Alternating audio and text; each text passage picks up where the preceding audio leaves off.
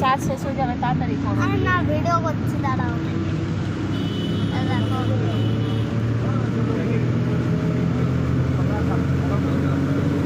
দেখছো,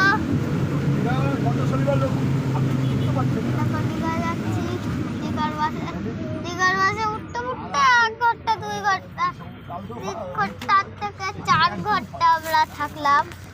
এখন রেখে দিচ্ছি।